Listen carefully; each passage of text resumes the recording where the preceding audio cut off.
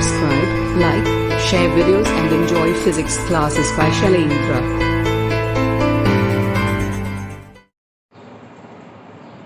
Hello students, स्वागत है आपका फिजिक्स क्लासेज में। कैसे हैं आप?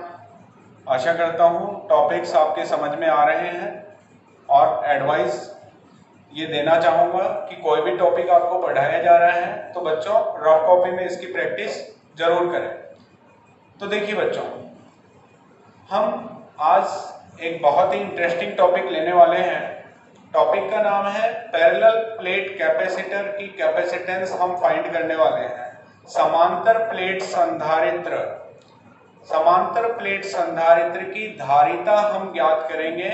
और बच्चों हमारे सिलेबस में इसकी कई एप्लीकेशंस हैं कि धारिता हमें निकालनी है तो उसमें हमें कई तरह की सिचुएशन, अलग अलग सिचुएशंस में कैपेसिटेंस फाइंड करवाता है। वो सिचुएशन क्या है, हमको उनका मीडियम पहले हमें कहेगा कि प्लेटों के बीच में अगर वायु या निर्वात हो तो धारिता क्या होगी। फिर हमें बोलेंगे कि एप्सिलॉन आर अगर परावैद्युतांक का मीडियम अगर प्लेटों के बीच में है तो धारिता क्या होगी। फिर हमें बोलेंगे कि पार्शियली अगर फील्ड है, आंशिक रूप से अगर परावैद्युत माध्यम आपने ले रखा है तो धारिता क्या होगी। और लास्ट में हमें कहेंगे कि अगर अलग अलग परावैद्युतांक की अलग अलग मोटाई की प्लेटें आपने रख दी हैं तो कैपेसिटर की कैपेसिटेंस पे क्या इफेक्ट पड़ेगा। इस प्रकार अलग अलग एप्लीकेशंस इसकी दे रखी हैं। आज हम बात करने वाले हैं इसकी पहली एप्लीकेशंस पे कि समांतर प्लेट संधारित्र की धारिता क्या होगी जबकि इसकी प्लेटों के बीच में वायु या निर्वात उपस्थित होता है, यानी एयर और वैक्यूम की प्रेजेंस में पैरेलल प्लेट कैपेसिटर की कैपेसिटेंस कैसे फाइंड की जाती है, आओ देखते हैं।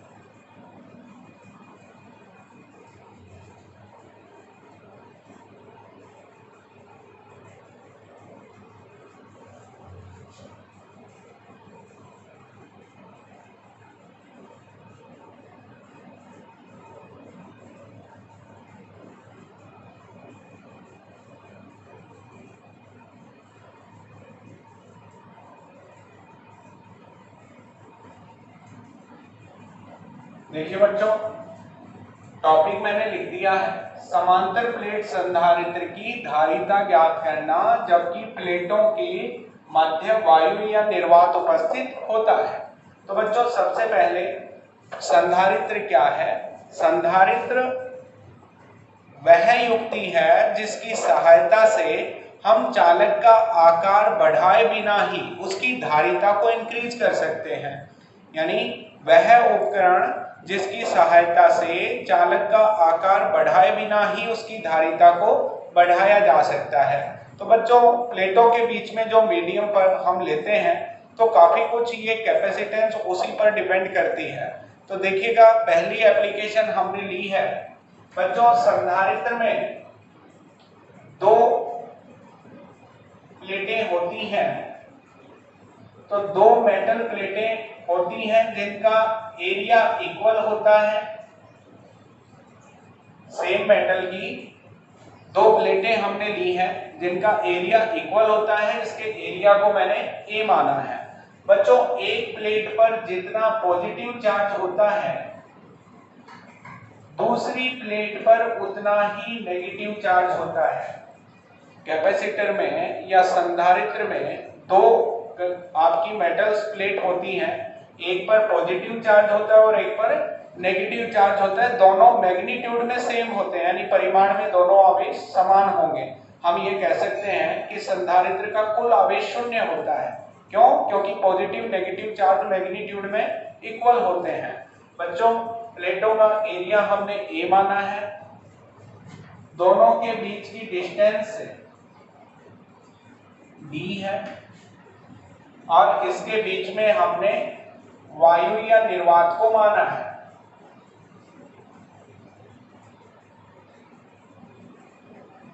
अब बात करते हैं, हमें कैपेसिटेंस निकालनी है। तो बच्चों सबसे पहले स्टार्टिंग करते हैं इलेक्ट्रिक फील्ड से। हमें पहले फाइंड करना होगा इलेक्ट्रिक फील्ड क्या होगा। बच्चों ऑब्जर्वेशन पॉइंट की बात करें कि हम ऑब्जर्वेशन पॉइंट कहाँ ले सकते हैं, तो बच्चों ऑब्जर्वेशन पॉइंट प्लेटों के बीच में भी लिया जा सकता है और प्लेटों से बाहर भी लिया जा सकता है। मैंने एक पॉइंट प्लेटों के बाहर लिया है और एक पॉइंट प्लेटों के बीच में लिया है। हम देखते हैं इलेक्ट्रिक फील्ड क्या होगा। बच्चों हम जानते हैं कंडक्टिंग प्लेट के कारण इलेक्ट्रिक फील्ड होता है sigma upon epsilon not. Conducting sheet के कारण गाउस लॉ की एप्लीकेशन में आपने पढ़ा था, एक समान आवेशित चालक पट्टिका के कारण विद्युत क्षेत्र क्या होता है। आप कहेंगे कि साहब सिग्मा अपॉन एप्सिलॉन नॉट होता है। तो बच्चों इसके एक साइड अगर हमें वैल्यू बतानी हो तो हम कहेंगे सिग्मा अपॉन 2 एप्सिलॉन नॉट। तो बच्चों आप जानते हैं कि इलेक्ट्रिक फील्ड किसी प्लेट के कारण एक डायरेक्शन में सिग्मा अपॉन 2 एप्सिलॉन नॉट है।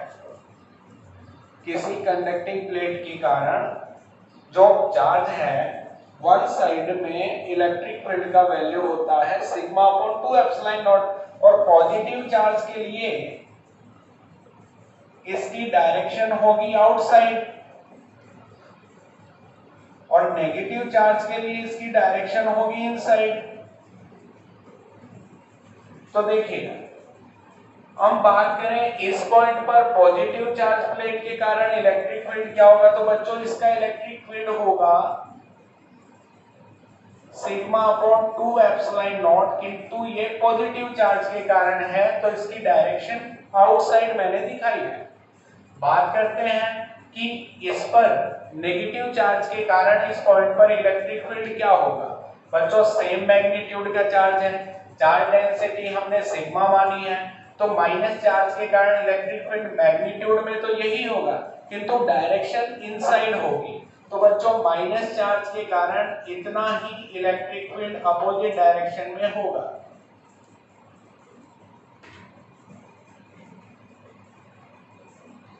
आप देख पा रहे हैं कि जब सेम मैग्नीट्यूड का इलेक्ट्रिक फील्ड अपोजिट डायरेक्शन में होगा तो बच्चों वेक्टर क्वांटिटी होने के कारण, सदिश राशि होने के कारण इसका टोटल इलेक्ट्रिक फील्ड 0 हो जाएगा क्योंकि दोनों एक दूसरे को कैंसिल कर देंगे।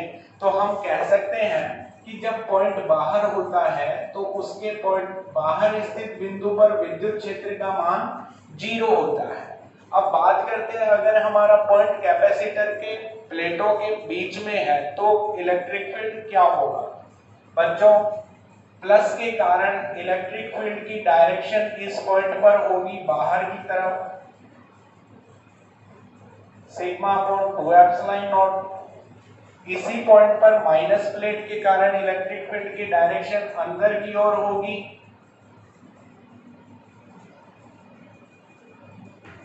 तो आप देखेंगे कि सेम मैग्नीट्यूड का इलेक्ट्रिक फील्ड डायरेक्शन सेम होने के कारण यहां कैंसिल नहीं होगा, यहां बच्चों दोनों सेम डायरेक्शन में होने के कारण ऐड हो जाएंगे। तो हम ये कह सकते हैं इनसाइड पॉइंट पर हमारा electric field sigma upon 2 epsilon not, sigma upon 2 epsilon not same direction के कारण ये ऐड हो जाएंगे। तो बच्चों आप कह सकते हैं इलेक्ट्रिक फील्ड की वैल्यू होगी सिग्मा अपॉन एप्सिलॉन नॉट। तो देखिएगा हमने इलेक्ट्रिक फील्ड निकाला है। बच्चों आप जानते हैं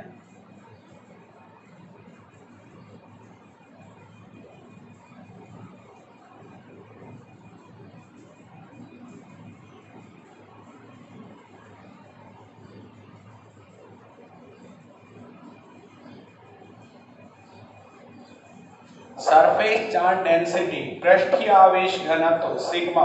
बच्चों सिग्मा का फॉर्मूला होता है आवेश बटा क्षेत्रफल। यदि मैं कहूं इस पर प्लस क्यू चार्ज है और इस पर माइनस क्यू चार्ज है, तो मैं यहाँ पर sigma equal to Q by A लिख सकता हूँ। कैपिटल क्यू यहाँ प्लेटों पर चार्ज का मैग्नीट्यूड लिया गया है। तो बच्चों सिग्मा की वैल्यू यहाँ पुट कर देंगे,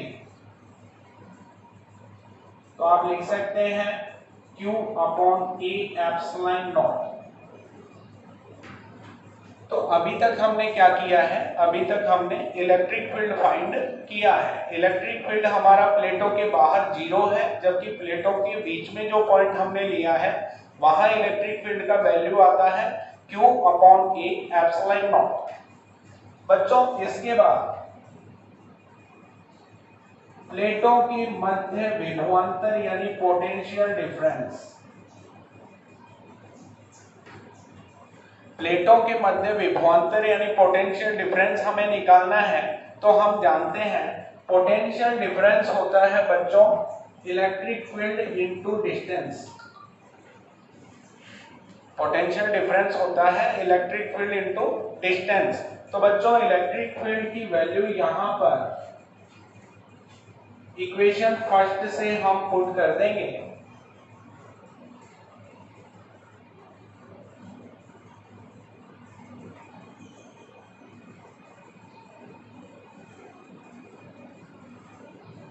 आप यहां देख रहे हैं हमने अभी निकाला है पोटेंशियल डिफरेंस। हमने सबसे पहले इलेक्ट्रिक फील्ड निकाला जो कि प्लेटों के बाहर 0 था, प्लेटों के बीच में सिग्मा अपॉन एप्सिलॉन नॉट था। सिग्मा की वैल्यू हमने रख दी है, सिग्मा की वैल्यू रख के हमने पोटेंशियल डिफरेंस निकाला इलेक्ट्रिक फील्ड इनटू डिस्टेंस में। इलेक्ट्रिक फील्ड की वैल्यू इक्वेशन फर्स्ट से सेकंड में हमने रख दी है और हमको मिला है पोटेंशियल डिफरेंस V हमने फाइंड कर लिया है। अब हम हमारे टारगेट की ओर जाएंगे बच्चों, हम निकालेंगे इसकी कैपेसिटेंस। देखिए स्टूडेंट्स, हमने पोटेंशियल डिफरेंस निकाला है Q upon A epsilon not into D। ये पोटेंशियल डिफरेंस निकालने के बाद हम आते हैं इसकी धारिता यानी कैपेसिटेंस C पर।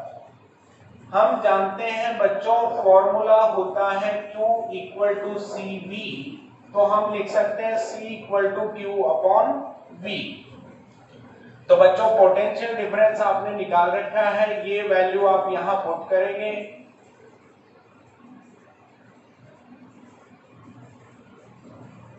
Q से Q कैंसिल हो जाएगा और आप कैपेसिटेंस देखेंगे A epsilon naught upon D।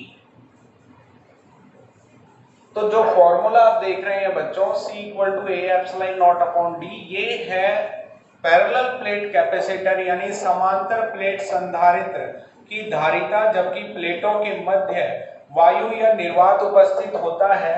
ध्यान दीजिएगा यहाँ पर इस फॉर्मूले से यह भी दिखता है कि जो हमारी कैपेसिटेंस है वो प्लेटों के एरिया के तो डायरेक्टली प्रोपोर्शनल है और बच्चों हमारी प्लेटों के बीच की डिस्टेंस के इनवर्सली प्रोपोर्शनल है। यानी हमसे कोई पूछे कि पैरेलल प्लेट कैपेसिटर की कैपेसिटेंस बढ़ाने के लिए, इंक्रीज करने के लिए आप क्या कर सकते हैं, तो आप बोलेंगे कि हमको एरिया बढ़ाना पड़ेगा और प्लेटों के बीच की डिस्टेंस कम रखनी होगी जिससे हम कैपेसिटेंस को इंक्रीज कर सकते हैं। तो बच्चों ये था अपना आज का टॉपिक, समांतर प्लेट संधारित्र की धारिता जबकि प्लेटों के मध्य वायु या निर्वात उपस्थित होता है।